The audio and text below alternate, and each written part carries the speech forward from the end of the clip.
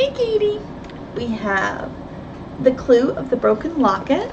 We are on Chapter 15, Intensive Search.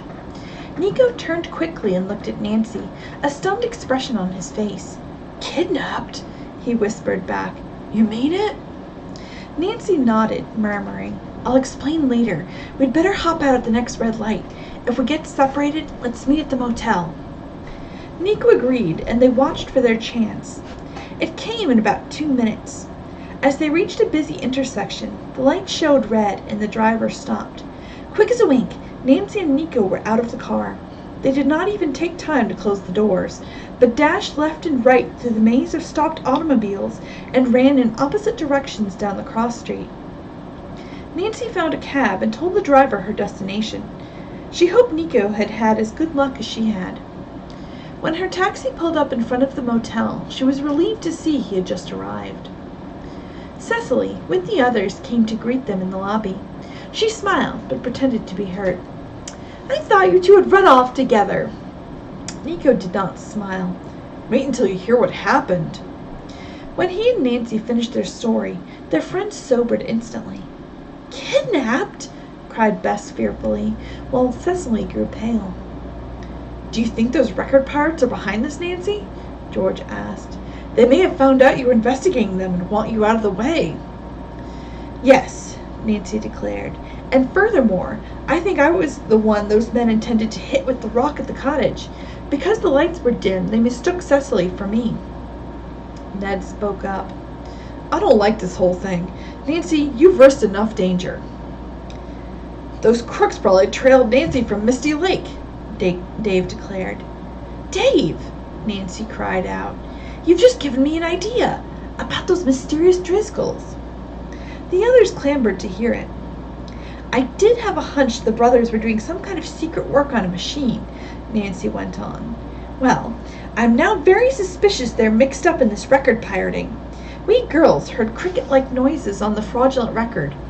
That one, and many others, could have been made right near Misty Lake where the crickets are plentiful." "Namely at Puddingstone Lodge," Ned guessed. "Yes." The others were astounded by Nancy's theory. She went on. "As soon as we get back to Misty Lake, I'm going directly to Neil Raskin's office again and see what I can find out." "Right now, how about some ice cream?" Bert suggested. The group went into the Stratford soda shop. They selected a table in a far corner, and Nico kept his back to the other guests, hoping he would not be recognized. "I'm sorry we've had such a hectic evening," he apologized. Nancy chuckled. "I'm to blame too, Nico, so don't worry. We loved your show anyway." A short while later, the young singer asked to be excused. "I admit I'm absolutely beat," he said. The other boys insisted upon driving Nico to his hotel to be sure there were no more incidents. The girls waited in the lobby until Ned, Bert, and Dave returned. Nancy and the cousins were delighted when the boys decided to accompany them to Misty Lake. "We'll get a room at that Mrs. Hosking's place," Ned grinned. "Nancy, you know we couldn't leave you with such a complicated and dangerous mystery to solve." Soon afterward, the girls bade their friends good night. "See you in the morning," said Bess. Nancy urged that they get an early start for the lake. "It's Sunday morning, and there won't be too many cars on the road, so we can make good time. On the way, we can stop and go to church." The others agreed, and after breakfast, the boys and girls set off in the 2 cars. After attending church services, they stopped at a roadside restaurant for noontime dinner. During the meal, the mystery and its various aspects became the sole subject of conversation. Ned chuckled. "Nancy, you certainly can get yourself involved in the most baffling cases. I'd like to bet that police chief at Misty Lake hasn't found out as much as you have." Nancy laughed. "What have I found out? Not much. I only have suspicions, I'm afraid." Nevertheless, when they reached Misty Lake Village, Nancy discovered that Ned was right. Chief Stovall, who happened to be on duty at headquarters, admitted he had learned nothing about the lake mysteries. "I think I know who may have been bothering you at the cottage, though," he said. "A report reached my desk that a man had escaped from a mental institution and was hiding in this area, but he's been recaptured." Chief Stovall went on to say that he and his men had searched around the entire lake for clues to the phantom ship, but had found nothing that warranted further investigation. Are you positive, Miss Drew, that you really saw this thing? For answer, Nancy said, Mr. Henry Winch and some summer residents saw it before we did. I'm sure you have found him a very truthful citizen. The police chief scratched his head. Yes, we have. Nancy smiled and changed the subject. Do you know where Mr. Neil Raskin lives? Yes, but if you're planning on seeing him, you can't do it before tomorrow. I happen to know he's out of town until then. Nancy left headquarters and reported the chief's conversation to her companions. Ned said, Well, Nancy, it looks like you'll have to solve this mystery without the chief's help. They stopped at Mrs. Hosking's to pick up Satin, the cat, and reserve a room for the boys. Then they all went down to the cottage. They ate supper in front of a roaring fire, and soon afterward the boys said good night. We'll meet you in the village tomorrow morning, Nancy told them. I'll need your help in a sleuthing project. Ned saluted. We'll be ready and waiting. When the young people met the following day, Nancy explained what she had in mind. She suggested that Ned call on the jobber.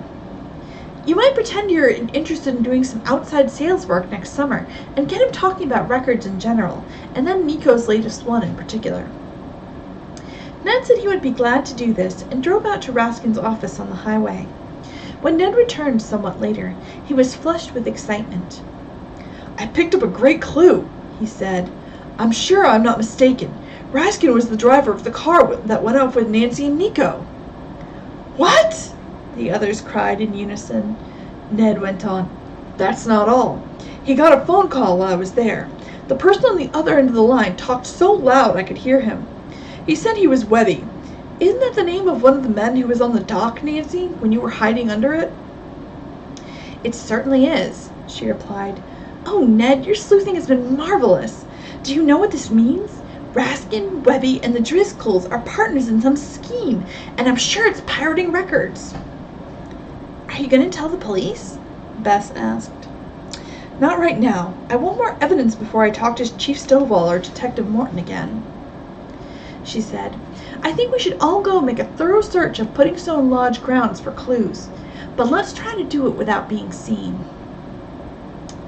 That's going to be pretty hard, said George, if they have spies around. Nevertheless, everyone agreed to the idea, and they went back to Misty Lake. The boys and girls watched intently as they walked through the woods to the cottage, but saw nobody. The girls put on hiking shoes, and the group set off.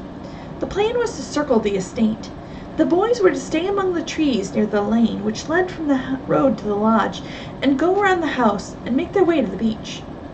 Meanwhile, the girls would take the woods trail that led to the foot of the bluff below the stone house. They separated. When the girls reached the area where they had heard the humming noise, they began an intensive search along the base of the incline for a hidden door that might lead underground to the lodge. The place was tangled with weeds, and at this point sharply rocky. We'll have to tear these vines apart, George declared. Suddenly, the group was startled by children's shrieks from above. At once the girls raced up the path to the bluff. As they paused behind some bushes in an overgrown garden near the house, they saw Vince Driscoll and the twins. He was tossing each youngster in turn high in the air and pretending he wasn't going to catch them. The little boy and girl looked terrified. We must do something, said Bess. Just then, the agonized scream of a woman came from the house. Who could it be?